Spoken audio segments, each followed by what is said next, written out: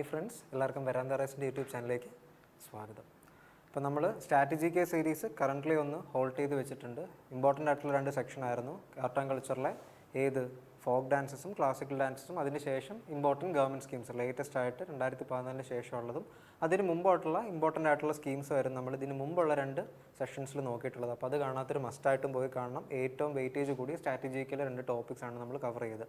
അപ്പോൾ ഇനി അങ്ങോട്ട് നമ്മൾ ജി കെയുടെ ഒരു പുതിയ സീരീസ് സ്റ്റാർട്ട് ചെയ്യണം, ജി കെ മാസ്റ്റർ. അതായത് SSC റെയിൽവേ എക്സാംസിന് എന്തായാലും ജി കെ ഭയങ്കര വാസ്റ്റ്, നമുക്ക് എന്തൊക്കെ ചെയ്താലും പഠിച്ച് തീരാൻ പറ്റത്തില്ല. പക്ഷേ മാക്സിമം ജി കെയുടെ സ്കോർ ബേസ് ചെയ്തിട്ടായിരിക്കും നിങ്ങളുടെ റാങ്ക് ഡിറ്റർമിൻ ചെയ്യുന്നത്. അതായത് മെയിൻസിനാണെങ്കിൽ 25 ക്വസ്റ്റ്യൻ ഉണ്ട്, പ്രിലിംസിനാണെങ്കിൽ 25 ക്വസ്റ്റ്യൻ ഉണ്ട്. പ്രിലിംസിന് 2 മാർക്ക് വെച്ചിട്ടായിരിക്കും.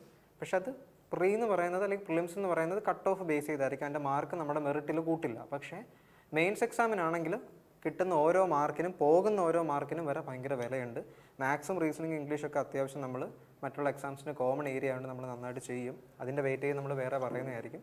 പക്ഷേ ജി കെയിൽ നിങ്ങളിപ്പോൾ SSCയിൽ നോക്കുകയാണെങ്കിൽ ഓരോ പോസ്റ്റ് ഉണ്ട്. Assistant section officer in ministry of external affairs, പല മിനിസ്ട്രീസിലെ assistant section officer, income tax inspector. അപ്പോൾ ഇങ്ങനത്തെ പോസ്റ്റ് എല്ലാവരും ഇൻകം ടാക്സ് ഇൻസ്പെക്ടറിന് നോക്കുന്നൊരു പോസ്റ്റാണ്. അപ്പോൾ അതിൽ പ്രിഫറൻസ് നിങ്ങൾക്ക് വെക്കണമെങ്കിൽ നിങ്ങളുടെ മാർക്ക് അത്രയ്ക്ക് ഉണ്ടായിരിക്കണം, അല്ലെങ്കിൽ റാങ്ക് അത്രയ്ക്ക് ഉണ്ടായിരിക്കണം. അപ്പോൾ റാങ്ക് ഉറപ്പിക്കാനായിട്ട് നിങ്ങളെ ഹെൽപ്പ് ചെയ്യുന്ന ഒരേ ഒരു സബ്ജക്റ്റ് എന്ന് പറഞ്ഞാൽ ജി കെ ആയിരിക്കും. ജി കെ മിക്ക ആൾക്കാരും മാക്സിമം എല്ലാവർക്കും പഠിച്ചു തീരാൻ പറ്റത്തില്ല. പക്ഷേ മാക്സിമം അതായത് സിലബസ് വൈസ് എക്സാക്റ്റ് CGL അല്ലെങ്കിൽ റെയിൽവേ സിലബസ് വൈസ് കവറപ്പ് ചെയ്ത് പോയി ഏകദേശം ഒരു 80% സിലബസ് കവറപ്പ് ചെയ്ത് എക്സാം പോയിന്റ് ഓഫ് വ്യൂവിൽ ഒരു 80% കവർ ചെയ്ത് CGLന് 25 ക്വസ്റ്റ്യൻ ഉണ്ടെങ്കിൽ ഒരു 16 to 20 ക്വസ്റ്റ്യൻസ് മസ്റ്റായിട്ട് നമുക്ക് ആൻസർ ചെയ്യാൻ പറ്റണം എന്നുള്ളൊരു കൺസെപ്റ്റോട് കൂടി ഡിസൈൻ ചെയ്ത സീരീസ് ആണ്. അപ്പോൾ എല്ലാവരും കണ്ട് നോട്ട് എഴുതി റെസ്പോണ്ട് ചെയ്ത് പഠിക്കണം. ഓക്കെ, അപ്പോൾ നമുക്ക് നമ്മുടെ ഫസ്റ്റ് ഇന്ന് ഇക്കണോമിക്സ് ആണ് സ്റ്റാർട്ട് ചെയ്യുന്നത്. അതിന് ശേഷം പോളിറ്റിക്ക് ശേഷം ഹിസ്റ്ററി, ജോഗ്രഫി അങ്ങനെ ആയിരിക്കും പോകുന്നത്. കാരണം എക്കണോമിക്സിൻ്റെ സിലബസും പോളിറ്റിയുടെ സിലബസും വളരെ കുറച്ചേ ഉള്ളൂ.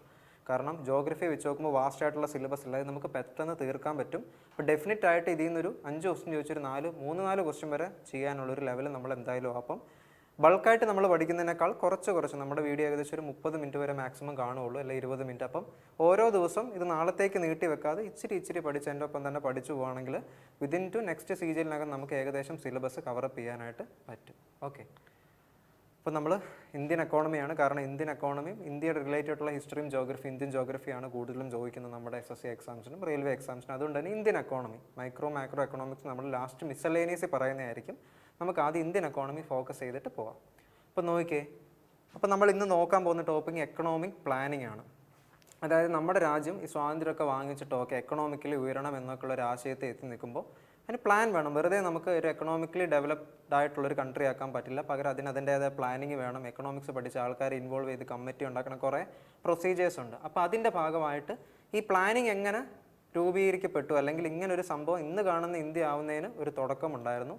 അപ്പോൾ അതിൻ്റെ ഹിസ്റ്ററിയാണ് നമ്മൾ ആദ്യം നോക്കുന്നത്. അപ്പോൾ ഹിസ്റ്ററി ഓഫ് പ്ലാനിങ്. അപ്പോൾ ഇങ്ങനൊരു പ്ലാൻ വേണം, ഇന്ത്യക്കൊരു എക്കണോമിക് പ്ലാനിങ് വേണം, എന്തൊക്കെ ഇന്ത്യയിൽ നടത്തണം എക്കണോമിക്കലി എന്നുള്ളൊരു ആശയം ആദ്യം ഉന്നയിച്ചത്, അല്ലെങ്കിൽ ആ ഒരു അറ്റംപ്റ്റ് എക്കണോമിക് പ്ലാനിങ് ഉണ്ടാക്കാനായിട്ടുള്ള അറ്റംപ്റ്റ് ആദ്യം നടത്തിയത് ഈ ഫോട്ടോയിൽ കാണുന്ന വ്യക്തിയാണ് M.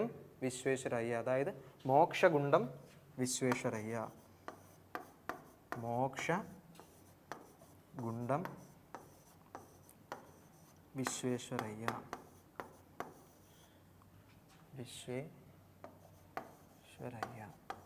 അദ്ദേഹത്തിന് ഈ ഒരു വ്യക്തിയെ പ്രത്യേകം നോട്ട് ചെയ്തേക്കണം. കാരണം ഒരു ബഹുമുഖ പ്രതിഭയായിരുന്നു. ജസ്റ്റ് എക്കണോമിക്സിൽ മാത്രമല്ല, അദ്ദേഹം ഒരു നല്ല എഞ്ചിനീയർ കൂടിയായിരുന്നു. കാരണം സെപ്റ്റംബർ 15 നമ്മൾ നാഷണൽ എഞ്ചിനീയേഴ്സ് ഡേ ആയിട്ട്, അതായത് സെപ്റ്റംബർ 15 നമ്മൾ നാഷണൽ എഞ്ചിനീയേഴ്സ് ഡേ ആയിട്ട് ആചരിക്കുന്നുണ്ട്. അത് ഇദ്ദേഹത്തിൻ്റെ ഉള്ള ആദരസൂചകമായിട്ട് നമ്മൾ കൊണ്ടാടുന്നതാണ് എഞ്ചിനീയേഴ്സ് ഡേ. ഇപ്പം നാഷണൽ എഞ്ചിനീയേഴ്സ് ഡേ സെപ്റ്റംബർ 15 കൊണ്ടാടുന്ന ആരുടെ ഓർമ്മ സൂചകമായിട്ടാണ്? M. വിശ്വേശ്വരയ്യ. അദ്ദേഹം എന്തും കൂടെ ചെയ്തിട്ടുണ്ട്, നമ്മുടെ നാട്ടിൽ ഒരു എക്കണോമിക് പ്ലാനിങ് വേണം എന്നുള്ളൊരു ആശയം അല്ലെങ്കിൽ അറ്റംപ്റ്റ് ആദ്യമായിട്ട് നടത്തിയിട്ടുണ്ട്. ഏത് വർഷം? 1934 through his book planned economy for India. ഇന്ത്യക്കായിട്ടൊരു പ്ലാൻഡ് എക്കോണമി എന്ന് പറയുന്നൊരു ബുക്കുണ്ട്. അപ്പം ബുക്സ് ആൻഡ് ഓതേഴ്സിലും കൂടെ വരുന്നൊരു ടോപ്പിക്കാണ് പ്ലാൻഡ് എക്കോണമി ഫോർ ഇന്ത്യ എന്ന് പറയുന്നത്. ആരുടെ ബുക്കാണ്? M. വിശ്വേശ്വരയ്യ. അപ്പം അദ്ദേഹം ആ ബുക്കിലൂടെ 1934 പറഞ്ഞു നമ്മുടെ ഇന്ത്യക്ക് ഒരു എക്കണോമിക് പ്ലാനിങ് വേണം. And in 1938 national planning commission was set up under Jawaharlal Nehru. അപ്പം ഇതിൻ്റെ ഭാഗമായിട്ട് 1938 ജവഹർലാൽ നെഹ്റുവിൻ്റെ ചെയർമാൻഷിപ്പിൽ നാഷണൽ പ്ലാനിംഗ് കമ്മീഷൻ എന്ന് പറയുന്നൊരു ഓർഗനൈസേഷൻ ഒരു ബോഡി ഉണ്ടായിട്ടുണ്ട്. കാരണം ഇന്ത്യയുടെ എക്കണോമിക് പ്ലാനിങ് സെറ്റാക്കുന്ന ഇംപ്ലിമെൻറ്റ് ചെയ്യുന്നതിൻ്റെ ഭാഗമായിട്ട്. അപ്പോൾ പക്ഷേ ഈ ഒരു സംഭവം അങ്ങനെ വിജയിച്ച് പോയിട്ടില്ല 1938 വന്ന നാഷണൽ പ്ലാനിംഗ് കമ്മീഷൻ. കാരണം എന്താ, ആ സമയത്ത് വേൾഡ് വാർ 2 നടക്കുന്ന സമയമാണ്. 1945 കാലഘട്ടം വരെ വേൾഡ് വാർ, ലോകമഹായുദ്ധം 2 നടക്കുന്ന സമയമാണ്. അപ്പം ആ ഒരു കൺസ്ട്രെയിൻറ്റ് കാരണം ഈ പ്ലാന് വിജയിച്ചിട്ടില്ല. കാരണം ലോകം മൊത്തം ആ ഒരു സമയത്ത് ഡള്ളായതുകൊണ്ട് 1938 വന്ന national planning commission Jawaharlal Nehru നേതൃത്വം കൊടുത്തത് അങ്ങോട്ട് ക്ലിക്കായില്ല. അതിനുശേഷം ഇത് ഫെയിലായപ്പം വന്ന 3 അതായത് പ്ലാനിംഗ് കമ്മീഷൻസിൻ്റെ എല്ലാവരും പ്ലാനിങ്ങിൻ്റെ ഭാഗമായിട്ട് വന്നതാണ്. 1944 വന്ന ഗാന്ധിയൻ പ്ലാൻ പുട്ട് ഫോർവേഡ് ചെയ്ത വ്യക്തി ആരാ? SN അഗർവാൾ. പിന്നെ 1945 അത് people's plan by MN Roy. And finally 1950 കാരണം ഇത് ഓരോന്നിനും അതായത് ഓരോ ഡീമെറിറ്റ് ഉള്ളതുകൊണ്ടാണ് അടുത്ത പ്ലാൻ വന്നത്. കാരണം ഒരെണ്ണം ഗാന്ധിയൻ പ്ലാൻ 1944 എക്സിക്യൂട്ട് ചെയ്യുമ്പോഴും MS അഗർവാളിൻ്റെ ഗാന്ധിയൻ പ്ലാൻ എക്സിക്യൂട്ട് ചെയ്യുമ്പോഴും വേൾഡ് വാറിൻ്റെ ഒരു സമയമാണ്. 1945 അത് എൻഡ് ചെയ്യുന്ന സമയത്തായാലും ഒരു പ്ലാൻ വന്നു, MN റോയുടെ പീപ്പിൾസ് പ്ലാൻ. അതിനും അതിൻ്റേതായിട്ടുള്ള വിള്ളലുകൾ ഉണ്ടായിരുന്നു. ആൻഡ് ഫൈനലി ഏറ്റവും കൂടുതൽ ഗവൺമെൻറ് ഇംപ്ലിമെൻറ്റ് ചെയ്ത ഒരെണ്ണമല്ല ഇതിൻ്റെ ആശയങ്ങളാണ് സർവോദയ പ്ലാൻ ബൈ JP നാരായണാണ്. ഗവൺമെൻറ് ആ സമയങ്ങൾ 1950 വന്ന പ്ലാനാണ് ഗവൺമെൻറ് ഏറ്റെടുത്ത് കുറേയെങ്കിലും ചെയ്യാനായിട്ട് ശ്രമിച്ചത്. അപ്പോൾ ഇതാണ് കുറേ കൂടെ ഇൻക്ലൂസീവായിട്ട് ഗവൺമെൻറ് ഏറ്റെടുത്ത് ഏത് സർവോദയ പ്ലാൻ എന്ന് പറയുന്നത്. ഓക്കെ, പിന്നെ ഒരു കാര്യം കൂടെ നോക്കണം. വിശ്വേശ്വരയ്യക്ക് വേറൊരു പ്രത്യേകതയും കൂടെ ഉണ്ട്. അദ്ദേഹം ഫാദർ ഓഫ് മോഡേൺ മൈസൂർ എന്നും കൂടെ അറിയപ്പെടുവേ. കാരണം ബ്രിട്ടീഷ് ഭരിച്ചിരുന്ന കാലത്ത് ഫാദർ ഓഫ് മോഡേൺ മൈസൂർ. അദ്ദേഹത്തിന് പല പൊസിഷൻസ് ഉണ്ടായിരുന്നു. ബ്രിട്ടീഷ് ഭരിച്ചിരുന്ന സമയത്ത് ദിവാൻ ഉണ്ടായിരുന്നു. അപ്പോൾ ദിവാൻ ഓഫ് മൈസൂറും കൂടെ ആയിരുന്നു ആര്? വിശ്വേശ്വരയ്യ. ഇനി നോക്കിയേ, ഇനി നമുക്ക് പ്ലാനിങ്ങിനെ പറ്റി പറയുമ്പോൾ ഒഴിച്ചുകൂടാനാവാത്തൊരു ബോഡിയാണ് നീതി ആയോഗ്. അതായത് നാഷണൽ ഇൻസ്റ്റിറ്റ്യൂഷൻ ഫോർ ട്രാൻസ്ഫോമിങ് ഇന്ത്യയെ എക്കണോമിക്കലി അല്ല ഒരു ഡെവലപ്ഡ് കൺട്രി ആക്കി ഫസ്റ്റിൽ ടോപ്പ് പ്രയോറിറ്റിയിൽ നിർത്തുക എന്നുള്ളൊരു ആശയത്തോടുകൂടി നീതി ആയോഗ് ഈ പ്ലാനിംഗ് കമ്മീഷനെ റീപ്ലേസ് ചെയ്തു. അപ്പോൾ നീതി ആയോഗിനെ പറ്റി അറിഞ്ഞിട്ട് നമുക്ക് എക്കണോമിക് പ്ലാനിങ്ങിൻ്റെ ഒരു കൺക്ലൂഷൻ ഡെഫിനറ്റ്ലി മേക്ക് ചെയ്യാൻ പറ്റും. അപ്പോൾ എൻ്റെ ഫുൾ ഫോം ആലോചിച്ചോണം. NITI Aayog is national institution for transforming India and replaced planning commission. അപ്പോൾ ഇന്ത്യയുടെ എക്കണോമിക്കലി ഉള്ള കാര്യങ്ങൾ തീരുമാനിക്കുന്നതും ഫണ്ട് അലോക്കേറ്റ് ചെയ്യുന്നതൊക്കെ പ്ലാനിംഗ് കമ്മീഷനായിരുന്നു. അത് എന്നത്തോടെ തീർന്നു? 2014 ഓഗസ്റ്റ് 13 പ്ലാനിംഗ് കമ്മീഷൻ നിർത്തലാക്കിയിട്ട് പകരം നീതി ആയോഗ് അവിടെ നിലവിൽ വന്നു. And provides a strategic and എന്താണ് നീതി ആയോഗിൻ്റെ പർപ്പസ്? എന്താണ് അവരുടെ ജോലി? Provide strategic and technical advice to central and state governments. അതായത് സെൻട്രലും സ്റ്റേറ്റ് ആയിട്ടുള്ള ഗവൺമെൻറ്റ്സിൽ, അതായത് ഈ ബോഡിയിൽ ഇരിക്കുന്നത് എസ്പെഷ്യലി സെക്രട്ടറി റാങ്കുള്ള ആൾക്കാരായിരിക്കും. എക്കണോമിക്സിൽ നല്ല ബിരുദം അല്ലെങ്കിൽ നല്ല രീതിയിൽ ജ്ഞാനമുള്ള ആൾക്കാരായിരിക്കും. അവർ സെൻട്രൽ ഗവൺമെൻറ്റിനും സ്റ്റേറ്റ് ഗവൺമെൻറ്റിനും അഡ്വൈസും കൊടുക്കും, സ്ട്രാറ്റജിയും കൊടുക്കും. ഇങ്ങനെയൊക്കെ നമ്മുടെ വരുന്ന വർഷങ്ങളിൽ പെർഫോം ചെയ്യണം, എക്കണോമിക്കലി ഇങ്ങനെയൊക്കെ പോകണം എന്നൊക്കെ അഡ്വൈസും അതിനനുസരിച്ചുള്ള ഫണ്ടിൻ്റെ കാര്യങ്ങളൊക്കെ തിയററ്റിക്കലായിട്ട് പറഞ്ഞു കൊടുക്കും. ആൻഡ് റിപ്ലേസ് ചെയ്ത വർഷമാണ് 2014. ഇത് മിസ്റ്റേക്ക് വരുന്നതാണ്, എടുത്ത് ചോദിച്ചിട്ടുള്ളതാണ്. ഒഫീഷ്യലി നീതി ആയോഗ് ഫോം ചെയ്ത വർഷം എന്നാ? January 1, 2015. അന്നാണ് ഇത് ഫങ്ഷണലായി തുടങ്ങിയത്, ഇത് ആക്റ്റീവ് ആയത്. പക്ഷേ 2014 പ്ലാനിംഗ് കമ്മീഷൻ സ്റ്റോപ്പ് ചെയ്തു. 2015 മുതൽ ഒരു വർഷം വെയിറ്റ് ചെയ്യേണ്ടി, ഏകദേശം ഒരു 6 മാസം കഴിഞ്ഞിട്ടാണ് നീതി ആയോഗ് ഫങ്ഷണലായത്. ഇനി നോക്കിയേ, നീതി ആയോഗിൻ്റെ ചെയർപേഴ്സൺ എന്ന് പറയുന്ന കറണ്ട് പ്രൈം മിനിസ്റ്റർ ആയിരിക്കും. ഇപ്പോഴത്തെ ചെയർപേഴ്സൺ ആരാണ്? നരേന്ദ്രമോദിയാണ്. ആൻഡ് വൈസ് ചെയർപേഴ്സൺ എന്ന് പറയുന്നത് ഒരു ക്യാബിനറ്റ് മിനിസ്റ്ററിൻ്റെ റാങ്കുള്ള വ്യക്തിയായിരിക്കും വൈസ് ചെയർപേഴ്സൺ. അപ്പോൾ ഇപ്പോൾ എത്ര പേരായി? ഈ 2 പേരും ഫുൾ ടൈം മെമ്പേഴ്സ് ആയിരിക്കും. അപ്പം നീതി ആയോഗിന് എത്ര ഫുൾ ടൈം മെമ്പേഴ്സ് ഉണ്ട്? എപ്പോഴും ആ ഒരു കമ്മിറ്റിയിലുള്ള ആൾക്കാർ ആരായിരിക്കും? ഒന്ന് പ്രധാനമന്ത്രി, ഒന്ന് വൈസ് ചെയർപേഴ്സണും പിന്നെ വൈസ് ചെയർപേഴ്സൺ ആയിട്ടുള്ള ഒരു ക്യാബിനറ്റ് മിനിസ്റ്ററും, രണ്ടും. ആൻഡ് പിന്നെ എന്താ കണ്ടോ, 2 ഫുൾ ടൈം മെമ്പേഴ്സ് കാണും. അതല്ലാതെ എത്ര പാർട്ട് ടൈം മെമ്പേഴ്സും ഉണ്ട് നീതി ആയോഗിന്. എത്ര പാർട്ട് ടൈം മെമ്പേഴ്സ് ഉണ്ട്? മാക്സിമം ഓഫ് 2 വരെ മാക്സിമം ആവാൻ പറ്റും. ആൻഡ് എക്സ് ഒഫീഷ്യോ മെമ്പേഴ്സ് ഉണ്ട്. അതായത് എക്സ് ഒഫീഷ്യോ മെമ്പേഴ്സ് എത്ര? അത് മാക്സിമം 4. അപ്പോൾ മാക്സിമം 4 മെമ്പേഴ്സുള്ള എക്സ് ഒഫീഷ്യോ ഒരു ഗ്രൂപ്പും കാണും. പാർട്ട് ടൈം മെമ്പേഴ്സായിട്ട് മാക്സിമം 2 പേർക്കും പറ്റും. ഫുൾ ടൈം ആയിട്ടുള്ള 2 മെമ്പേഴ്സും ഒക്കെ. അപ്പോൾ ഇങ്ങനത്തെ കുറച്ച് ആൾക്കാരുടെ ഗ്രൂപ്പ്സും കൂടെ ഇൻവോൾവ് ആയിട്ടുള്ളതാണ് നമ്മുടെ നീതി ആയോഗ്. ഇനി നോക്കിയേ, നീതി ആയോഗിൻ്റെ പ്ലാനിംഗ് കമ്മീഷൻ്റെ പ്രത്യേകത നോക്കിയേ. Has no power to allocate funds. അതായത് നീതി ആയോഗ് നമ്മൾ പറഞ്ഞായിരുന്നു പ്ലാനിംഗ് കമ്മീഷൻ വന്നിട്ട് നീതി ആയോഗ് മാറി എന്നുള്ള കാര്യം പറഞ്ഞായിരുന്നു. അല്ല, നീതി ആയോഗ് പ്ലാനിംഗ് കമ്മീഷനെ റിപ്ലേസ് ചെയ്തിട്ടുണ്ടെന്ന് പറഞ്ഞു. അപ്പോൾ നീതി ആയോഗിൻ്റെ പ്രത്യേകത എന്താ?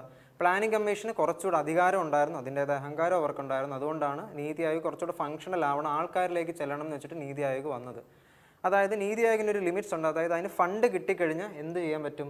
അലോക്കേറ്റ് ചെയ്യാനായിട്ട് പറ്റത്തില്ല. അതായത് എക്കണോമിക്കലി ഡെവലപ്പ് ചെയ്യാനായിട്ട് ഇപ്പോൾ നമ്മൾ ഫണ്ട് കിട്ടി, അത് ഓക്കെ ഇന്നതായിട്ട് വീതിച്ചു കൊടുക്കാനുള്ളൊരു വകുപ്പ് നീതി ആയോഗിനില്ല. പക്ഷേ മറിച്ച് നമ്മുടെ പ്ലാനിംഗ് കമ്മീഷനെ നോക്കിയേ, decided allocation of government fund at both state and central level. അതായത് നമ്മുടെ നാടിൻ്റെ പുരോഗതിക്കായിട്ട് കിട്ടുന്ന ഫണ്ട് എത്രയൊക്കെ കൊടുക്കണം, സ്റ്റേറ്റിന് എത്ര കൊടുക്കണം, സെൻട്രലിന് കൊടുക്കണോ എന്നുള്ളൊരു ഡിസിഷൻ എടുക്കാനായിട്ടുള്ളൊരു പവർ ഏത് പ്ലാനിംഗ് കമ്മീഷനായിട്ട് ഉണ്ടായിരുന്നു. ആൻഡ് നെക്സ്റ്റ് നോക്കിക്കേ, policies were formed along with the state governments. അതായത് നീതി ആയോഗിൻ്റെ ഒരു പ്രത്യേകതയാണ് എന്ത്? പോളിസീസ്. അതായത് നമ്മളിപ്പോൾ ഓക്കെ എക്കണോമിക്കലി ഇന്ന സ്ഥലത്ത് ഇന്ന ഫുഡിൻ്റെ അഗ്രികൾച്ചറിനെ ഫോക്കസ് ചെയ്യണം, ഇന്ന സ്ഥലത്ത് നമുക്ക് കുറേ കൂടി ഇൻഫ്രാസ്ട്രക്ചർ കൊണ്ടുവരണം എന്നൊക്കെ പറഞ്ഞ് പ്ലാനും പോളിസീസും ഉണ്ടാക്കുമല്ലോ. അപ്പോൾ അത് നീതി ആയോഗ് നടത്തിയിരുന്നത് ഇത് വർഷമോ അല്ലെങ്കിൽ അവരുടെ ആനുവൽ കലണ്ടറിൽ കുറേ മീറ്റിങ്ങിനായിട്ടോ കുറച്ച് സമയം കാണും. അപ്പം സ്റ്റേറ്റ് ഗവൺമെൻറ്റ്സിൻ്റെ റെപ്രസെൻറ്റേറ്റീവ്സിനെ സെൻട്രലിലെ മെയിനായിട്ടുള്ള ആൾക്കാരെയൊക്കെ വിളിച്ച് മീറ്റിങ്ങിനിരുത്തി അവരോടൊപ്പം തീരുമാനിച്ചിട്ടാണ് എന്ത് പോളിസീസ് ഇവർ ഇറക്കുന്നത്. അല്ലാതെ ഒറ്റയടിക്ക് ആ ബോഡി മാത്രമായിട്ട് ഇറക്കുന്നതല്ല. Planning commission on the other hand unanimously decided. അതായത് സ്റ്റേറ്റ് ഗവൺമെൻറ് എടുത്ത് ഇവരൊക്കെ പ്ലാൻ ഉണ്ടാക്കിയിട്ട് ഏറ്റവും അവസാനം പറയും ഇങ്ങനെയൊക്കെ കുറച്ച് സംഭവമുണ്ട്, നിങ്ങൾ ഇതങ്ങ് ചെയ്തോ എന്ന് പറയത്തേ ഉള്ളൂ. നീതി ആയോഗ് അങ്ങനല്ല, അവർ കുറച്ചുകൂടെ ഇൻക്ലൂസീവായിട്ട് പാർട്ടിസിപ്പേഷൻ ചെയ്യുന്ന ഒരു ബോഡിയാണ്. അപ്പോൾ നമുക്ക് അടുത്ത പോയിൻറ്റ്സ് നോക്കുന്നതിന് മുമ്പ് നമ്മുടെ ഇൻസ്റ്റിറ്റ്യൂട്ടിൻ്റെ 6th ലെവൽ പ്രാക്ടീസ് മെത്തേഡ് എങ്ങനെയാണെന്ന് നോക്കാം. അപ്പോൾ ആദ്യം നിങ്ങൾക്ക് ക്ലാസ്സസ് പ്രൊവൈഡ് ചെയ്യുന്നതായിരിക്കും. അപ്പോൾ ക്ലാസ്സസിന് ശേഷം ബേസിക് സർക്കിൾസ് കാണാം. അപ്പോൾ പഠിച്ച നോളജ് എഫക്റ്റീവ് ആയിട്ടൊരു വർക്കൗട്ട് മെറ്റീരിയൽ വഴി നിങ്ങൾക്ക് പ്രാക്ടീസ് ചെയ്യാൻ പറ്റും. അപ്പോൾ നിങ്ങളുടെ ഡൗട്ട് ക്ലാരിഫൈ ചെയ്യാനായിട്ട് നിങ്ങൾക്കൊരു മെൻറ്റർ സപ്പോർട്ട് കാണും. ഒപ്പം നിങ്ങളെ ഗ്രൂപ്പ്സ് ആയിട്ടായിരിക്കും അതൊരു എക്സാം തുടക്കത്തിൽ നടത്തിയിട്ട് അതിനനുസരിച്ച് നിങ്ങളെ ഗ്രൂപ്പ് ആക്കിയിരുത്തും. ആ ഗ്രൂപ്പിൻ്റെ അടിസ്ഥാനത്തിൽ ഒറ്റയ്ക്ക് പഠിച്ചും അടുക്കാതിരിക്കുക എന്നുള്ള ആശയത്തിൽ കമ്പൈൻഡ് ആയിട്ട് നിങ്ങളുടെ ഫ്രണ്ട്സിനൊപ്പം പഠിച്ച് ഡൗട്ട് ക്ലാരിഫൈ ചെയ്ത് പോകുക എന്നുള്ളൊരു സെഷൻ ആയിരിക്കും ബേസിക് സർക്കിൾ. ഇനി ഈ ബേസിക് സർക്കിളിൻ്റെ സെയിം രീതിയിൽ വരുന്നതാണ് എക്സ്ട്രീം സർക്കിൾ, അതിൻ്റെ നെക്സ്റ്റ് സ്റ്റേജ്. എക്സ്ട്രീം സർക്കിളിൽ ബേസിക് സെറ്റായ പിള്ളേർക്ക് വേണ്ടി മാത്രമാണ്, കാരണം ബേസിക് സെറ്റാവാതെ ആരും എക്സ്ട്രീമിൽ ചെല്ലല്. ബേസിക്കിന് സെറ്റായ പിള്ളേർക്ക് ഒരു എലിജിബിലിറ്റി ടെസ്റ്റ് കാണും. അപ്പോൾ അതിൻ്റെ സ്കോർ അനുസരിച്ച് നിങ്ങളെ എഗെയിൻ സർക്കിൾസ് ആയിട്ട് ഗ്രൂപ്പ് ആക്കി തിരിക്കും. എന്നിട്ട് സർക്കിൾസിലിരുത്തി അവിടെ നിങ്ങളുടെ ഒരു കമ്പൈൻ സ്റ്റഡി പാർട്ട്നേഴ്സിനെ പ്രൊവൈഡ് ചെയ്ത് ഡൗട്ട് ക്ലാരിഫൈ ചെയ്യാൻ വേണ്ടി നിങ്ങൾക്ക് മെൻറ്റർ സപ്പോർട്ടും കാണും. അതിൻ്റെ ടൈമും കൂടുതലായിരിക്കും. വർക്കൗട്ട് സെഷൻ്റെ മെറ്റീരിയൽസിൻ്റെ ക്വസ്റ്റ്യൻസിൻ്റെ ക്വാളിറ്റിയും ലെവൽ കൂടിയതായിരിക്കും. അതിൻ്റെ അടുത്തത് വരുന്നത് സൂപ്പർ ബാച്ചാണ്. സൂപ്പർ ബാച്ചിൽ ഓരോ എക്സാംസിൻ്റെയും പ്രിലിംസ് ആണോ മെയിൻസ് ആണോ ആ ഒരു പർട്ടിക്കുലർ ഫേസിനെ മാത്രം ഫോക്കസ് ചെയ്തിട്ടുള്ളതായിരിക്കും സൂപ്പർ ബാച്ച് എന്ന് പറയുന്നത്. അപ്പോൾ ആ എക്സാം ഓറിയൻറ്റഡ് ആയിട്ടുള്ള, അതായത് ഓൾറെഡി മെയിൻസിൻ്റെ ടഫ് ക്വസ്റ്റ്യൻസ് ഒക്കെ അറ്റൻഡ് ചെയ്തവർക്ക് ഇനി അങ്ങോട്ട് അടുത്ത എക്സാമിനെ മെയിൻറ്റെയിൻ ചെയ്ത് സ്ട്രാറ്റജൈസ് ചെയ്ത് പോകാനായിട്ട് സൂപ്പർ ബാച്ച് നിങ്ങളെ ഹെൽപ്പ് ചെയ്യും. ഒരു മോക്ക് മെറ്റീരിയൽ ആയിരിക്കും പ്രൊവൈഡ് ചെയ്യുന്നത്. അവിടെ നിങ്ങളെ സർക്കിൾസ് ആക്കി ഇരുത്തും. ഒപ്പം നിങ്ങളെ ഹെൽപ്പ് ചെയ്യാനായിട്ടൊരു മെൻറ്ററും കാണും. And next is the real intensive programme. Already നിങ്ങളിപ്പോൾ നിങ്ങളുടെ ഈ ഇത്രയും സ്റ്റേജസ് 4 ഫേസും കഴിഞ്ഞെങ്കിൽ നിങ്ങളുടെ പ്രിപ്പറേഷൻ എവിടെ ആയിരുന്നു വരുന്നത് അതിൻ്റെ ഇൻറ്റൻസിറ്റി കുറയാതിരിക്കാനായിട്ട് നിങ്ങളെ റിയൽ ഇൻറ്റൻസീവ് പ്രോഗ്രാം അല്ലെങ്കിൽ റിപ്പ് എന്ന് പറയുന്ന പ്രോഗ്രാം ഹെൽപ്പ് ചെയ്യും. അതൊരു വർക്കൗട്ട് സെഷനാണ്, ലാബ് ഫെസിലിറ്റീസ് ഒക്കെ യൂസ് ചെയ്തിട്ടുള്ളതാണ്. അപ്പോൾ അത് നിങ്ങളെ ഓൾറെഡി നിങ്ങളുടെ ചെയ്ത് വെച്ച ഒരു ലെവൽ കൂട്ടാനായിട്ട് ഹെൽപ്പ് ചെയ്യും. And final stage is mock interview. Especially bank PO, SBI PO, IBPS PO എക്സാംസിനൊക്കെ ഇൻ്റർവ്യൂ പേഴ്സണാലിറ്റി ടെസ്റ്റിന് നല്ല ഇമ്പോർട്ടൻസ് ഉള്ളതാണ്. Weightage mains is to interview എന്ന് പറയുന്നത് 80:20 ആണ്. അതായത് പ്രിലിംസ് അല്ലെങ്കിൽ പ്രിലിംസ് കഴിഞ്ഞാൽ മെറിറ്റിലുള്ളത് PO എക്സാംസിന്, മെയിൻസിൻ്റെ എക്സാമിൻ്റെ സ്കോറും ഒപ്പം മോക്ക് ഇൻ്റർവ്യൂവിൻ്റെ സ്കോറാണ്. അപ്പം മോക്ക് ഇൻ്റർവ്യൂവിൽ എങ്ങനെ പെർഫോം ചെയ്യണമെന്ന് മുന്നോടിയായിട്ട് നമുക്കൊരു റിയൽ ടൈം എക്സ്പോഷറിൻ്റെ ഡെമോ വഴി നമുക്ക് കിട്ടുന്നതായിരിക്കും. അത് ഒത്തിരി റിയൽ ടൈമിൽ പെർഫോം ചെയ്യാനായിട്ട് ഹെൽപ്പ് ചെയ്യും. അപ്പോൾ നമുക്ക് 2 ടൈപ്പ് ഓഫ് കോച്ചിങ് ഉണ്ട്, ഓഫ്ലൈനും ഉണ്ട് ഓൺലൈനും ഉണ്ട്. അപ്പോൾ നിങ്ങളുടെ പ്രിഫറൻസ് ഏതാണോ അതിനനുസരിച്ച് നിങ്ങൾക്ക് ജോയിൻ ചെയ്യാവുന്നതാണ്. അപ്പോൾ ഓഫ്ലൈനിൽ ക്യാമ്പസ് വന്ന് പഠിക്കാൻ താല്പര്യമുള്ളവർക്ക് തന്നേക്കുന്ന നമ്പറിൽ കോൺടാക്ട് ചെയ്ത് ഓഫ്ലൈൻ കോച്ചിങ്ങും ഒപ്പം ഓൺലൈനായിട്ടുള്ള ആൾക്കാർക്ക്, അതായത് വീട്ടിൻ്റെ കംഫർട്ടിലിരുന്ന് പഠിക്കാൻ താല്പര്യമുള്ളവർക്ക് ഓൺലൈൻ കോച്ചിങ്ങും സ്റ്റാർട്ട് ചെയ്യാവുന്നതാണ്. അപ്പോൾ തന്നേക്കുന്ന നമ്പറിൽ കോൺടാക്ട് ചെയ്തിട്ട് ഇന്ന് തന്നെ പ്രിപ്പറേഷൻ സ്റ്റാർട്ട് ചെയ്യുക. ഓക്കെ, ഇനി നോക്കിയേ എക്കണോമിക് പ്ലാനിങ്ങിൻ്റെ അടുത്ത സ്റ്റേറ്റ്മെൻറ്റ്. പ്ലാനിംഗ് കമ്മീഷൻ, അതായത് പ്ലാനിംഗ് കമ്മീഷനെ റിപ്ലേസ് ചെയ്തിട്ടാണ് ഏത് നീതി ആയോഗ് വന്നെന്ന് പറഞ്ഞായിരുന്നു. അപ്പോൾ ഇനി പ്ലാനിംഗ് കമ്മീഷൻ്റെ പ്രത്യേകത നമ്മൾ നോക്കണ്ടേ. നോക്കിയേ, പ്ലാനിംഗ് കമ്മീഷൻ എന്നാ വന്നേ? March 15, 1950. എൻ്റെ ഡേറ്റ് മറന്നുപോലെ, March 15, 1950. എന്നാൽ ഇത് ഫംഗ്ഷൻ നിർത്തിയത് August 13, 2014. എന്നിട്ട് 2015 നമ്മുടെ നീതി ആയോഗ് വന്നത്. And formed under the chairmanship of അന്നത്തെ പ്രധാനമന്ത്രി Jawaharlal Nehru by the recommendation of KC Neogy committee. അതായത് ഇങ്ങനൊരു പ്ലാനിംഗ് കമ്മീഷൻ വേണമെന്നൊക്കെ നമ്മൾ എം വിശ്വേശ്വരയൊക്കെ ആലോചിച്ചതിൻ്റെ ഭാഗമായിട്ട് കുറേ പ്ലാനൊക്കെ ഗാന്ധിയൻ പ്ലാനൊക്കെ 1944 കൊണ്ടുവന്ന് പൊളിഞ്ഞു, പിന്നെയും പൊളിഞ്ഞു. അവസാനം തീർപ്പായത് 1950 അന്ന് KC നിയോഗി കമ്മിറ്റി 1946 രൂപീകരിച്ചായിരുന്നു. അപ്പോൾ ഈ കമ്മിറ്റിയിലെ ആൾക്കാരുടെ പഠനത്തിൻ്റെ ഫലമായിട്ട് ജവഹർലാൽ നെഹ്റുവിൻ്റെ ചെയർമാൻഷിപ്പിൽ പ്ലാനിംഗ് കമ്മീഷൻ 1950 മാർച്ച് 15 രൂപം കൊണ്ടു. And plans were approved by the national development council. അപ്പോൾ NDC അല്ലെങ്കിൽ നാഷണൽ ഡെവലപ്മെൻറ്റ് കൗൺസിലാണ് ഇതിനെ പ്ലാൻസ്, അതായത് ഇങ്ങനൊക്കെ പ്ലാൻസ് നമ്മുടെ നാടിനുണ്ട്, അത് ഇമ്പ്രൂവ് ചെയ്യാനായിട്ട് വേണമെന്നുണ്ടെങ്കിൽ ഇത് അപ്രൂവ് ചെയ്യുന്നത് നാഷണൽ ഡെവലപ്മെൻറ്റ് കൗൺസിലാണ്. ആൻഡ് ഒരു കാര്യം കൂടെ നോക്കിക്കോണം, 1952 August 6 1952 August 6 national development council നിലവിൽ വരുന്നത്. അപ്പോൾ അവർ 1900 ഇത് കൊടുക്കുന്നത്, അതായത് ഇന്ന അപ്രൂവ്മെൻ്റൊക്കെ കൊടുക്കുന്നത് നാഷണൽ ഡെവലപ്മെൻറ്റ് കൗൺസിലാണ്. ഓക്കെ, പിന്നെ നമ്മൾ വേറൊരു കാര്യം കൂടെ പറയണം, നീതി ആയോഗിൻ്റെ കാര്യം കുറച്ച് മുമ്പ് പറഞ്ഞായിരുന്നു. അപ്പം നീതി ആയോഗിൻ്റെ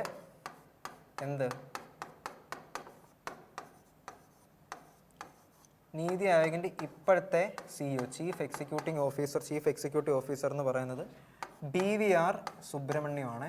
BVR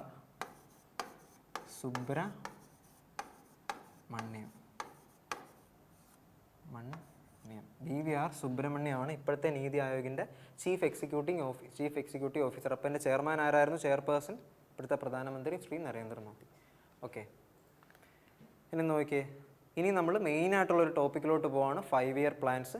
അപ്പോൾ അത് മസ്റ്റായിട്ടും നോക്കി നോട്ട് എഴുതി പൊക്കോണം. ഏറ്റവും ഇമ്പോർട്ടൻ്റ് ആയിട്ടുള്ള ഇൻട്രൊഡക്ഷനിലെ സെക്ഷനാണ് 5 ഇയർ പ്ലാൻസ്.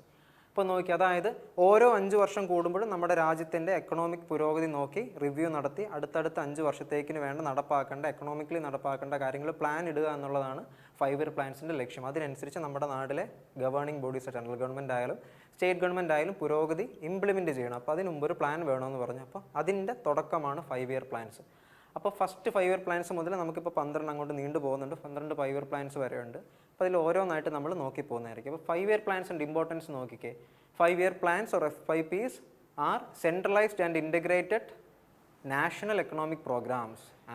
അതായത് സെൻട്രലൈസ്ഡ്, അതായത് നമ്മുടെ സെൻട്രൽ ഗവൺമെൻറ്റിനും അധികം ഇമ്പോർട്ടൻസ് ഉള്ള, ഇൻറ്റഗ്രേറ്റ് ചെയ്തിട്ടുള്ള എല്ലാ മുക്കും മൂലയിലും പ്രോഗ്രസ് എത്തേണ്ട രീതിയിലുള്ളൊരു പ്രോഗ്രാമാണ്, എക്കണോമിക് പ്രോഗ്രാമാണ് 5 year plans. And Joseph Stalin implemented the first 5 year plan in the Soviet Union in 1928. അതായത് 5 ഇയർ പ്ലാൻ എന്ന് പറയുന്ന ഒരു ആശയം ലോകം ആദ്യം കാണുന്നത് ജോസഫ് സ്റ്റാലിൻ ഭരിച്ചിരുന്ന സമയത്തെ സോവിയറ്റ് യൂണിയനിലാണ്. 1928 ജോസഫ് സ്റ്റാലിൻ 5 ഇയർ പ്ലാൻ എന്ന് പറയുന്ന ഒരു കൺസെപ്റ്റ് ആദ്യമായിട്ട് നടപ്പാക്കുന്നത്. അപ്പോൾ അതിൻ്റെ രാജ്യം സോവിയറ്റ് യൂണിയനാണ് ആദ്യമായിട്ട് 5 ഇയർ പ്ലാൻ നടപ്പാക്കുന്നത്.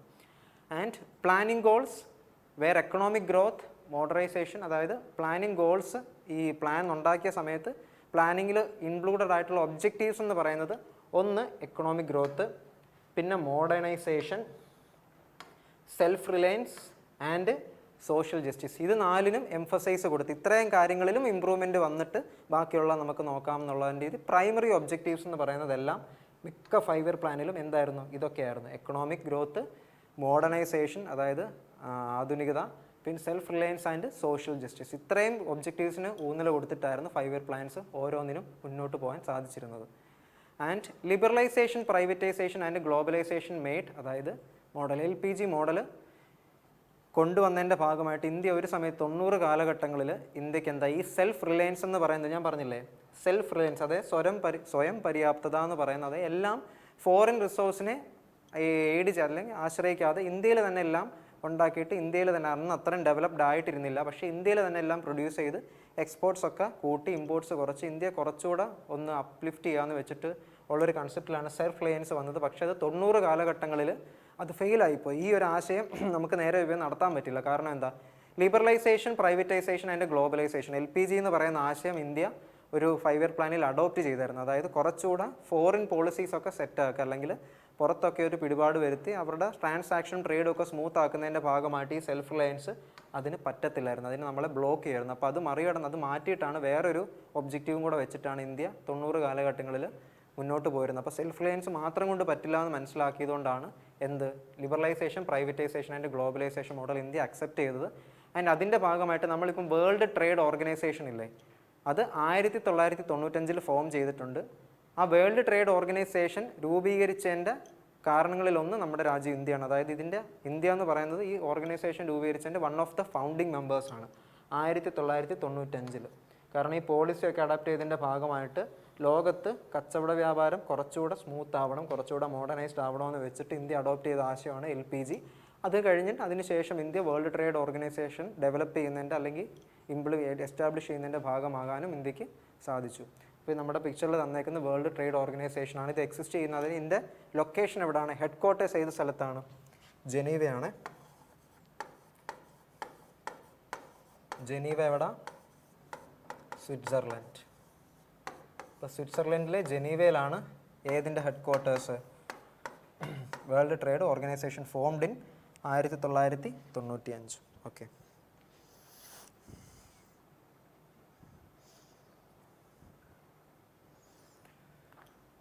ഇനി നമുക്ക് 1951 മുതൽ 56 വരെയുള്ള കാലങ്ങൾ ഫസ്റ്റ് 5 ഇയർ പ്ലാൻ സ്റ്റാർട്ട് ചെയ്യുക. അപ്പം ആദ്യത്തെ 5 ഇയർ പ്ലാനിൻ്റെ പ്രത്യേകത എന്തൊക്കെയാണെന്ന് നമുക്ക് നോക്കാം. നോക്കിയേ, it is based on Harrod Domar model and ഇതിന് നേതൃത്വം കൊടുത്ത വ്യക്തിയുടെ പേരെന്താണ്? KN Raj wrote its foreword. അതായത് ഇങ്ങനൊരു ഹാരോഡ് ഡോമർ മോഡൽ ബേസ് ചെയ്തിട്ട് ഇങ്ങനൊരു 5 ഇയർ പ്ലാൻ സ്റ്റാർട്ട് ചെയ്തതിൻ്റെ മെയിൻ കണ്ണി എന്ന് പറയുന്നത് KN രാജ് ആണ്. ഇപ്പോൾ രണ്ട് ആൾക്കാരുടെ മോഡലിൻ്റെ പേരും ആളുടെ പേരും ആലോചിച്ച് വെച്ചാണ്. നോക്കുക, ഇതിൻ്റെ ടൈമിംഗ് എന്ന് പറയുന്നത് 1951 മുതൽ 1956. ഈ ഫസ്റ്റ് 5 ഇയർ പ്ലാൻ കഴിഞ്ഞപ്പോഴാണ് ഇത്. 1956 പ്രത്യേകത എന്താ? കേരള പിറവിയല്ല. അപ്പോൾ കേരളം രൂപീകരിക്കുന്നതിന് മുമ്പാണ് ഫസ്റ്റ് 5 ഇയർ പ്ലാൻ സ്റ്റാർട്ട് ചെയ്തത്.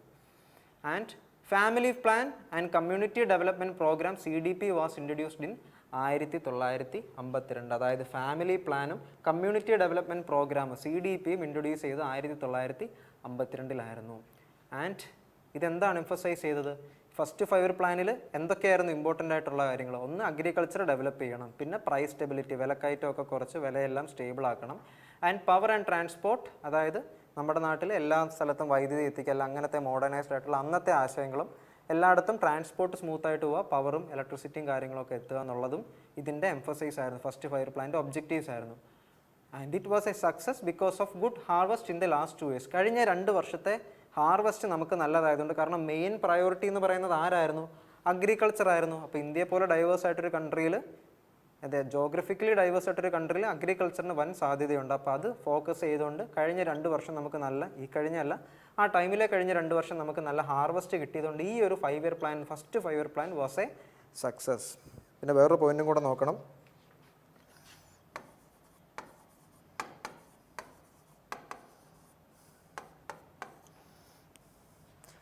ഈ നമ്മൾ പറഞ്ഞില്ലേ കമ്മ്യൂണിറ്റി ഡെവലപ്മെൻറ്റ് പ്രോഗ്രാം, CDPയുടെ മെയിൻ ഒബ്ജക്റ്റീവ് അല്ലെങ്കിൽ അവരുടെ മെയിൻ ഒബ്ജക്റ്റീവ് എന്ന് പറയുന്നത് റൂറൽ ആയിട്ടുള്ള ഏരിയസിൽ കുറച്ചുകൂടി ഇൻഫ്രാസ്ട്രക്ചർ കൊണ്ടുവന്ന് ഈ കമ്മ്യൂണിറ്റി ഡെവലപ്മെൻറ്റ് പ്രോഗ്രാമിൻ്റെ മെയിൻ പർപ്പസ് എന്ന് പറയുന്നത് റൂറൽ ഏരിയാസിലൊക്കെ കുറച്ചുകൂടെ എംപ്ലോയ്മെൻറ്റ് ഓപ്പർച്യൂണിറ്റീസ് വരും. അപ്പോൾ ഇൻഫ്രാസ്ട്രക്ചറും ഇൻഡസ്ട്രീസൊക്കെ കുറേ കൂടെ വരുമ്പോൾ ആൾക്കാർക്ക് കുറേ കൂടെ ജോലി കിട്ടും.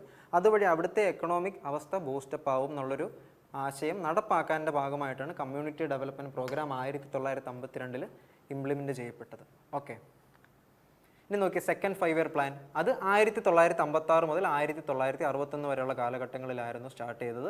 And also called Mahalanobis plan after the chief architect PC Mahalanobis. അതായത് PC മഹാലനോബിസ് എന്ന് പറയുന്ന ആളാണ് ഇതിനൊക്കെ ഈ 5 ഇയർ പ്ലാൻ എന്ന് പറയുമ്പോൾ ഒരിക്കലും ഒഴിച്ചുകൂടാനാവാത്ത പേരാണ് PC മഹാലനോബിസ്. അദ്ദേഹത്തിൻ്റെ നേതൃത്വം വഴിയാണ് ഇതുണ്ടായത്. അതുകൊണ്ടാണ് മഹാലനോബിസ് പ്ലാൻ എന്ന് ഇതറിയപ്പെടുന്നത്. ഏത് പ്ലാനാണ്? Second 5 year plan is also known as Mahalanobis plan. It was based on 1928 Soviet model of Feldman. അപ്പോൾ 1928 സോവിയറ്റ് മോഡൽ ഓഫ് ഫെൽഡ്മാൻ, ആ ഒരു മോഡലിനെ ബേസ് ചെയ്തിട്ടായിരുന്നു മഹാലനോബിസ് പ്ലാൻ അല്ലെങ്കിൽ സെക്കൻഡ് 5 ഇയർ പ്ലാൻ ഡെവലപ്പ് ചെയ്ത് ഇറക്കിയത്. And main objective was rapid industrialisation and economic stability. അപ്പോൾ second 5 year പ്ലാൻ്റെ മെയിൻ ഹൈലൈറ്റ് എന്ന് പറയുന്നത് റാപ്പിഡ് ഇൻഡസ്ട്രിയലൈസേഷൻ ആയിരുന്നു. അപ്പം വേറൊരു കുഴപ്പമെന്ന് വെച്ചാൽ സെക്കൻഡ് പ്രയോറിറ്റി അല്ലെ priority of agriculture has been reduced. അതായത് ഫസ്റ്റ് 5 ഇയർ പ്ലാൻ സക്സസ് ആവാനുള്ള മെയിൻ റീസൺ അഗ്രികൾച്ചറിന് ഇമ്പോർട്ടൻസ് കൊടുത്തു എന്നുള്ളതായിരുന്നു.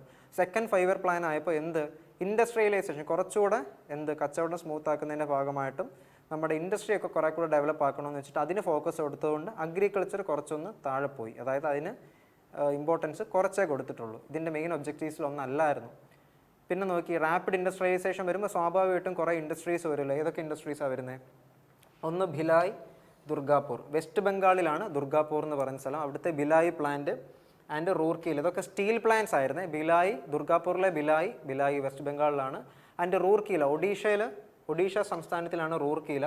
ഇപ്പോൾ റൂർക്കിലയിലും ദുർഗാപൂരിലും, ഒഡീഷയിലും വെസ്റ്റ് ബംഗാളിലും ബിലായി എന്ന് പറയുന്നതും റൂർക്കില എന്ന് പറയുന്ന 2 സ്റ്റീൽ പ്ലാന്റ്സ് ഇതിൻ്റെ ഭാഗമായിട്ട് വന്നതാണ്. ഇനി നോക്കിയേ, ഈ സമയത്ത് തന്നെയാണ് അറ്റോമിക് എനർജി കമ്മീഷൻ ഫോം ചെയ്തത് 1957. അപ്പോൾ അറ്റോമിക് എനർജി എന്നൊരു, അല്ലെങ്കിൽ അറ്റോമിക് എന്ന് കേൾക്കുമ്പോൾ, വാക്ക് കേൾക്കുമ്പോൾ നമുക്ക് ഒഴിച്ചുകൂടാനാവാത്തൊരു പേരാണ് നമ്മുടെ സ്വന്തം ഹോമി ജെ ഭാഭ.